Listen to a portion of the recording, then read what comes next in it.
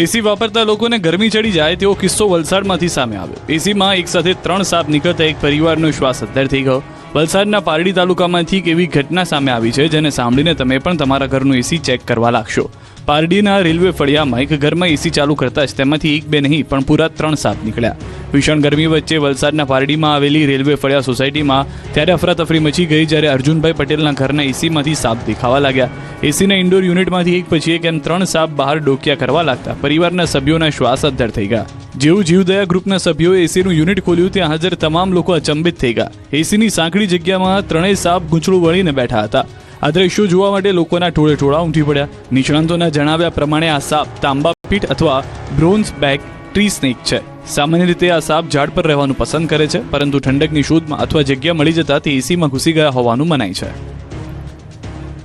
રાજકોટ સિવિલમાં ઉંદરરાજ, દર્દીઓની સુરક્ષા સામે ફરી સવાલ। રાજકોટની પીડીયુ સિવિલ હોસ્પિટલ ફરી એકવાર વિવાદમાં આવી। આ વખતે વિવાદ કોઈ તબીબી લાપરવાહીનો નથી, પરંતુ હોસ્પિટલ કેમ્પસમાં વધેલા ઉંદરોના ત્રાસનો છે।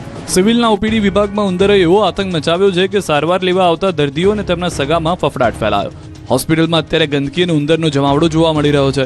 ખાસ કરીને ઓપીડી વિભાગમાં ઉંદરો બિંદાસ રીતે આમ તેમ દોડતા નજરે પડે છે।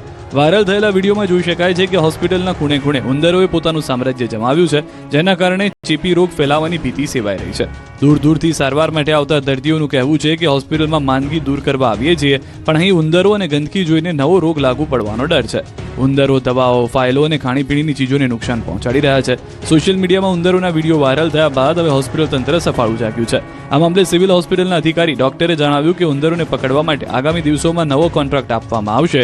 હોસ્પિટલ તંત્ર દ્વારા ગત વર્ષે પણ ઉંદરોને ડામવા માટે 40થી વધુ પાંજરા મૂકવામાં આવ્યા હતા। મહત્વનું છે કે ફેબ્રુઆરી 2025માં પણ આ જ સમસ્યાના ઉકેલ માટે કોન્ટ્રાક્ટ આપવામાં આવ્યો હતો, છતાં પરિસ્થિતિ જસની તસ જોવા મળી રહી છે।